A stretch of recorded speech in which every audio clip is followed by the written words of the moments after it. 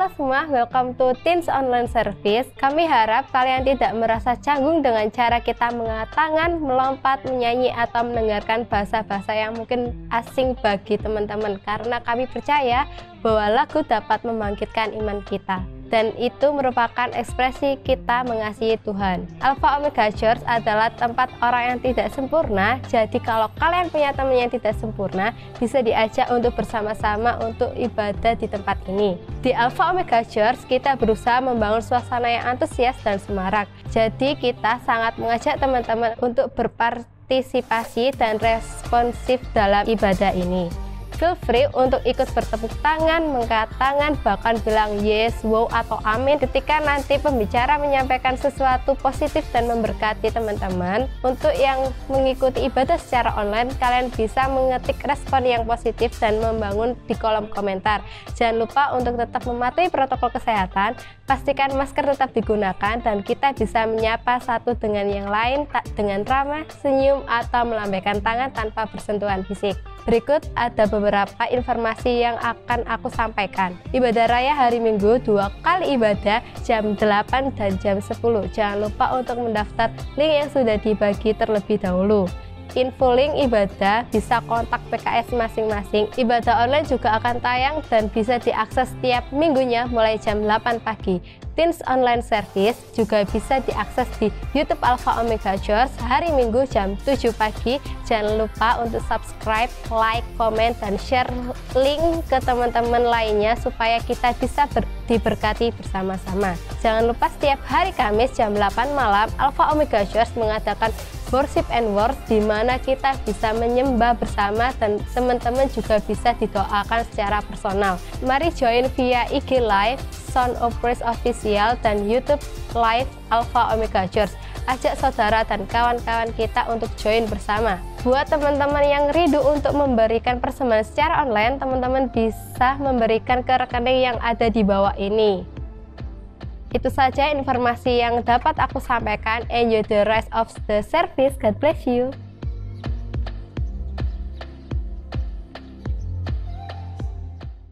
Halo semuanya, welcome to EOC Teen Online Service. Nah, hari ini kita memasuki tema yang baru, yaitu Facing the Giants, yang berjudul How to Face Bullying. Katakan bersama-sama, How to Face Bullying. Nah, apa sih bullying? Kata bullying berasal dari bahasa Inggris, yaitu bull atau benteng yang senang meruduk ke sana kemari. Sedangkan secara terminologi, menurut Ken Raby, bullying adalah sebuah hasrat untuk menyakiti, di mana hasrat ini dilakukan secara langsung oleh seseorang atau sekelompok orang yang lebih kuat terhadap orang yang satunya. Nah, kelompok ini tidak bertanggung jawab dan dilakukan dengan perasaan senang. Oke, jadi bullying itu artinya seperti itu. Jadi dari pernyataan di atas disimpulkan bahwa bullying adalah bentuk-bentuk perilaku kekerasan di mana terjadi pemaksaan secara psikologis ataupun fisik terhadap seseorang atau sekelompok orang yang lebih lemah yang dilakukan oleh sekelompok orang atau seseorang secara sengaja. Bullying merupakan tindakan yang memakai kekuatan atau kekerasan untuk mengintimidasi atau melecehkan orang lain. Hari ini kita akan bersama-sama mendengar cerita seorang dari Alkitab bernama Daud yang melawan Goliat. Ceritanya diambil dari 1 Samuel 17. Nah, pertama-tama kita mau lihat dulu nih, siapa sih Daud? Daud ini latar belakangnya adalah putra bungsu dari 8 anak laki-laki. Jadi dia ini punya 8 anak laki-laki dari Isai yang paling bungsu. Digambarkan bahwa waktu itu Daud itu kira-kira itu badannya itu kecil, terus kayak wajahnya itu kemerah-merahan, kayak unyu-unyu gitu. Masa remajanya dihabiskan dengan menggembalakan kambing domba. Sedangkan di Alkitab diceritakan ada 3 kakak Daud yang disebutkan namanya Eliab, Abinab, dan Syama. Tiga-tiganya ini adalah kakak-kakaknya yang badannya besar-besar, dan mereka ini adalah orang-orang yang sudah dari dulu ikut menjadi tentara ngikuti Raja Saul. Jadi waktu itu dipimpin oleh raja namanya Saul. Nah, Daud ini dia itu mungkin sepintas terlihat lemah, terlihat kecil, kelihatannya memang nggak cocok jadi tentara. Nah, kita lihat lagi musuhnya, lawan yang akan dilawan oleh Daud adalah namanya Goliat. Siapa sih Goliat? Kita lihat bersama-sama di 1 Samuel 17 ayat yang keempat. Lalu tampillah keluar seorang pendekar dari tentara orang Filistin. Jadi si Goliat ini orang Filistin. Namanya Goliat dari Gat. Tingginya 6 hasta sejengkal. Ayat yang kelima, ketopong tembaga ada di kepalanya dan ia memakai baju zirah yang bersisik. Berat baju zirahnya ini 5.000 shikal tembaga. Ayat yang keenam, dia memakai penutup kaki dari tembaga dan di bahunya ia memanggul lembing tembaga. Ayat yang ketujuh, gagang tombaknya seperti pesa tukang tenun dan mata tombaknya itu 600 shikal besi beratnya. Dan seorang pembawa perisai berjalan di depannya. Jadi kelihatan kayak gagah berani banget ya. Dia pakai lengkap gitu, perlengkapan dari kepala, kaki, semuanya itu kayak berat-berat banget, kayak wih, strong gitu. Nah, Goliat ini digambarkan sebagai apa sih? Digambarkan sebagai raksasa atau giantnya orang Filistin.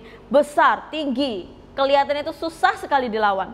Bahkan di Alkitab itu dicatat, nggak ada yang bisa ngelawan Goliat. Bayangin, udah besar, tinggi, pakai baju zirah, terus dia bawa pedang, bawa tombak, bawa perisai, kayak lengkap banget persenjataannya.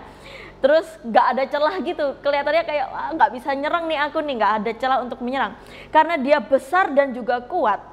Akhirnya si Goliat ini tadi, orang Filistin ini tadi, meremehkan semua musuhnya dan menertawakan musuh-musuhnya. Kita lihat Goliat ini gambaran dari apa sih? Goliat ini adalah gambaran dari hal-hal yang harus kita hadapi. Bisa jadi sesuatu yang mengintimidasi kita, menjatuhkan kita, mematahkan semangat, dan sebagainya. Bisa juga tanpa sadar kita yang jadi Goliatnya loh guys.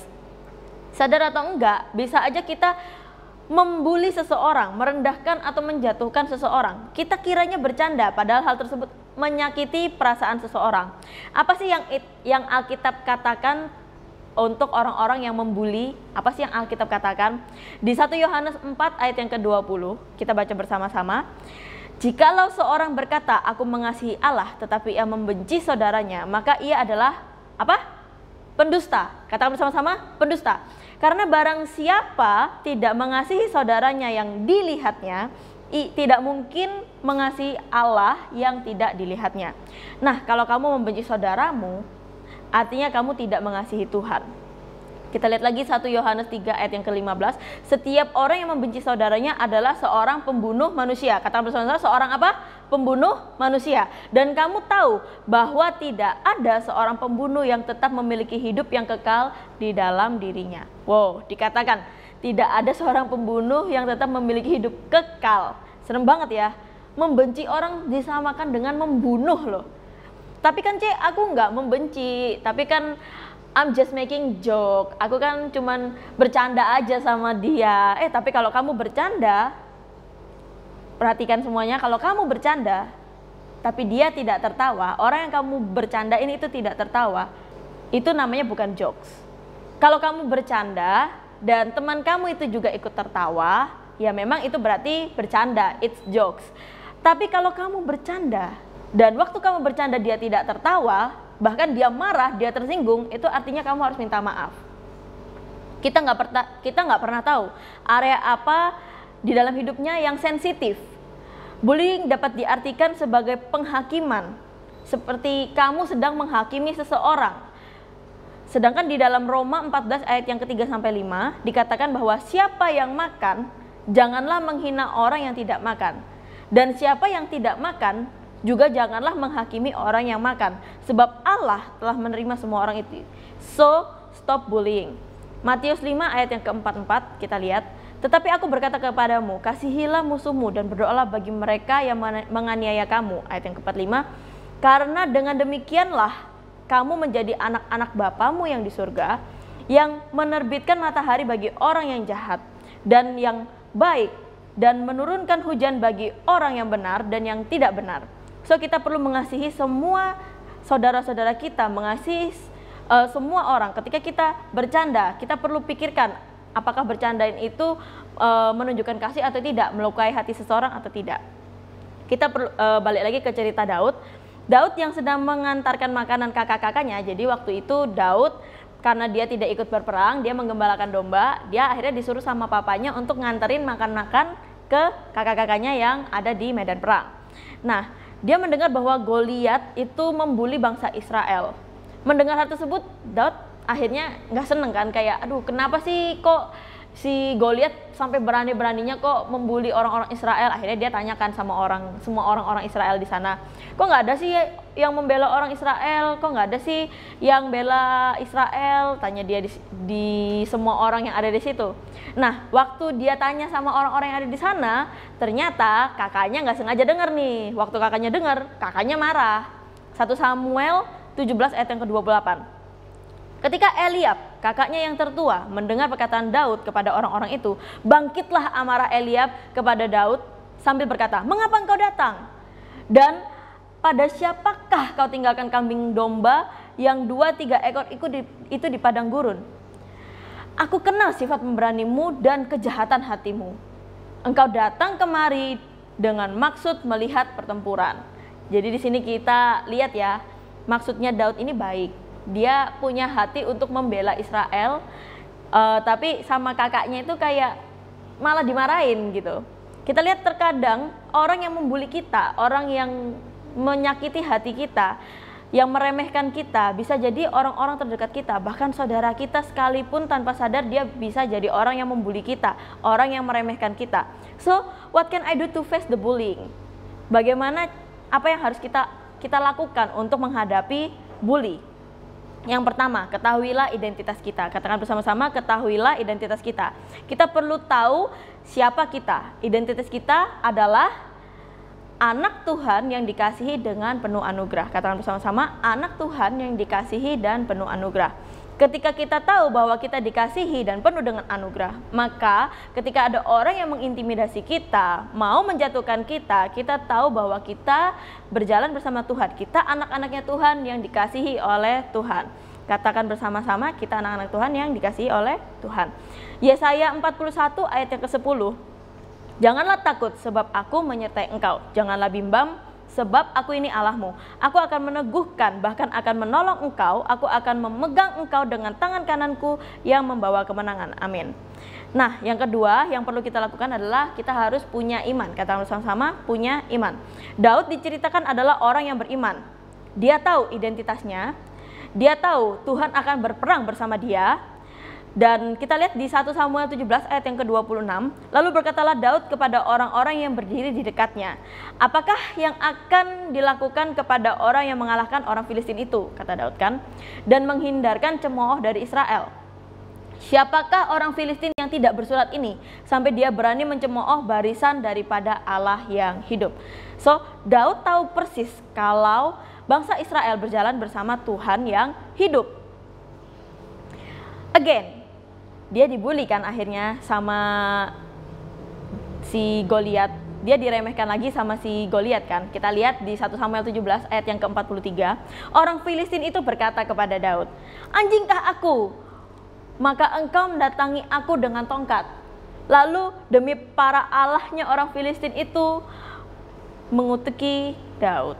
Jadi si Goliat ini membuli Daud karena Daud itu bawa tongkat. Kita lihat ayat yang berikutnya, 1 Samuel 17 ayat yang ke-44. Pula orang Filistin itu berkata kepada Daud, "Hadapilah aku, maka aku akan memberikan dagingmu kepada burung-burung di udara dan kepada binatang-binatang di padang." Kita lihat seberapa besar ya iman Daud ya. Dia berani banget, dia cuman bawa tongkat menghadapi Goliat yang badannya berkali-kali lipat lebih besar daripada Daud. Sedangkan Daud kan tadi diceritakan dari kakak-kakaknya aja dia yang paling kecil, badannya yang paling kecil, paling kayak nggak ada pengalaman sebagai tentara. Dia penggembala kambing domba dan wajah itu kayak kemerah-merahan, kayak unyu-unyu gitu. Kalian bisa bayangin gak sih? Dari kakak-kakaknya aja dia ini yang paling kecil. Kakaknya yang besar aja nggak berani ngelawan Goliat. Lebih besar si Goliat ini daripada kakaknya yang paling besar. Jadi kayak bayangin Goliat yang besar sekali sama Daud yang kecil sekali. Kita lihat bersama-sama iman yang dimiliki oleh Daud di 1 Samuel 17 ayat yang ke-45 sampai 47. Kita lihat bersama-sama. Tetapi Daud berkata kepada orang Filistin itu, "Engkau mendatangi aku dengan pedang dan tombak dan lembing, tetapi aku mendatangi engkau dengan nama Tuhan semesta alam, Allah segala barisan Israel yang kau tantang itu." Ayat yang berikutnya, hari ini juga Tuhan akan menyerahkan engkau ke dalam tanganku, dan aku akan mengalahkan engkau dan memenggal kepalamu dari tubuhmu. Hari ini juga aku akan memberikan mayatmu dan mayat tentara orang Filistin kepada burung-burung di udara dan binatang-binatang liar, supaya seluruh bumi tahu bahwa Israel mempunyai Allah.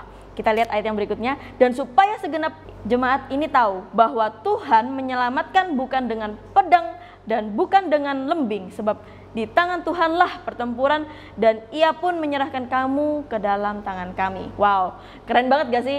Bayangin dia ini udah kecil ya kan, ngelawan raksasa yang begitu besar, cuman bawa ketapel aja sama tombak. Terus dia berani ngomong kayak gitu. Kita aja kalau menghadapi sesuatu yang besar yang kelihatannya nggak mungkin, kayak aduh udah ciut sendiri kan. Tapi tidak dengan Daud. Kita bisa lihat bersama-sama bahwa Daud punya iman yang besar sekali. Kita perlu tahu ketika kita menghadapi situasi dan kondisi yang membuat kita jatuh, kelihatannya aku nggak mungkin bisa lalui hal tersebut. Jangan pernah lupa bahwa Tuhan berperang bersama dengan kita. Katakan amin, amin. Oke, yang ketiga yang perlu kita lakukan. Kita perlu melawan hal-hal yang mengintimidasi kita. Kata bersama-sama, kita perlu melawan hal-hal yang mengintimidasi kita. Karena perjuangan kita bukanlah melawan darah daging, tetapi melawan pemerintah-pemerintah, melawan penguasa-penguasa, melawan penghulu-penghulu dunia yang gelap ini, melawan roh-roh jahat di udara. Itu di Efesus 6 ayat yang ke-12. Yang dimaksud dalam cerita ini, itu bukan melawan orangnya, bukan berkelahi melawan manusia sesama kita, tetapi kita sedang melawan roh-roh yang berusaha mengintimidasi kita. 1 Samuel 17 ayat ke-49, kita lanjutkan cerita kita. Daud memasukkan tangannya ke dalam kantong, diambilnyalah sebuah batu dari dalam, diumbannya, maka kenalah dahi orang Filistin itu, sehingga batu itu terbenam di dalam dahinya, dan terjerumuslah ia dengan mukanya ke tanah. 1 Samuel 17 ayat yang ke-50, demikianlah Daud mengalahkan orang Filistin itu dengan umban dan batu. Ia mengalahkan orang Filistin itu dan membunuhnya tanpa pedang di tangan. Kasih tepuk tangan buat Tuhan kita. Ketika kita menghadapi sesuatu yang terlihat besar, mengintimidasi, membuli, ketahuilah Tuhan berperang bersama kita. Dan ketika Tuhan berperang bersama dengan kita, meskipun musuh yang datang yang kita hadapi itu lebih besar daripada kita, lebih lengkap senjatanya, terlihat seakan-akan kita tidak mungkin bisa menembus pertahanannya si musuh. Tidak ada yang bisa melawan kita karena Tuhan ada bersama kita. Katakan amin, amin. 1 Timotius 4 ayat yang ke-12, jangan seorang pun menganggap engkau rendah karena engkau muda. Jadilah teladan bagi orang-orang percaya dalam perkataanmu, dalam tingkah lakumu, dalam kasihmu, dan dalam kesetiaanmu, dan dalam kesucianmu. Kasih tepuk tangan yang paling meriah buat Tuhan kita. Berapa banyak yang mau diberkati dan menang bersama Tuhan? So, hari ini kita belajar, kita tidak boleh menjadi orang yang membuli saudara-saudara kita, karena Tuhan gak suka orang yang menghakimi saudaranya. Kita mesti jaga cara kita berkata, cara kita bercanda, karena kita gak tahu area sensitif apa yang ada dalam orang tersebut. Yang kedua, ketika kita menghadapi bullying, jangan lupa kalau kita punya identitas, yaitu anak Allah yang dikasihi Dia. Kita harus punya iman dan kita perlu melawan hal-hal yang mengintimidasi kita. Berapa banyak yang siap untuk menang bersama Tuhan? Mari kita berdoa bersama-sama. Tuhan Yesus, thank you untuk kasih karuniamu Tuhan. Thank you buat anugerahmu Tuhan yang besar untuk setiap kami Tuhan. Hari ini kami belajar Tuhan how to face the giants Tuhan. Hari ini kami belajar how to face bullying Tuhan. Berdoa Tuhan untuk setiap teman-teman kami Tuhan, dimanapun kami berada Tuhan. Biarlah kami menjadi anak-anak kesukaanmu Tuhan, anak-anak yang terus memperkatakan kasih karunia Tuhan, menjadi anak-anak yang menjadi kesukaan bagi orang-orang di sekitar kami Tuhan. Jauhkanlah kami Tuhan, jauhkan hati kami Tuhan ketika kami punya niatan untuk membuli sesama kami Tuhan. Kami mau patahkan itu semua di dalam nama Tuhan Yesus Kristus. Dan kami berdoa Tuhan untuk setiap kami Tuhan yang hari-hari ini mungkin mengalami bullying Tuhan. Oh Tuhan, kami tahu Tuhan, kami berjalan bersama Engkau Tuhan, kami berjalan bersama Tuhan Allah yang hidup Tuhan. Allah yang sama yang berjalan bersama dengan Daud adalah Allah yang sama yang berjalan dengan kami Tuhan. Kami berdoa Tuhan, berikan kami power Tuhan, berikan kami kekuatan Tuhan untuk melawan hal-hal tersebut Tuhan. Dan biarlah kami Tuhan bisa hidup terus tumbuh dalam iman kasih karuniamu Tuhan. Thank you Jesus, hanya di dalam nama Tuhan Yesus kami sudah berucap syukur. Haleluya, amin. Thank you semuanya, God bless you.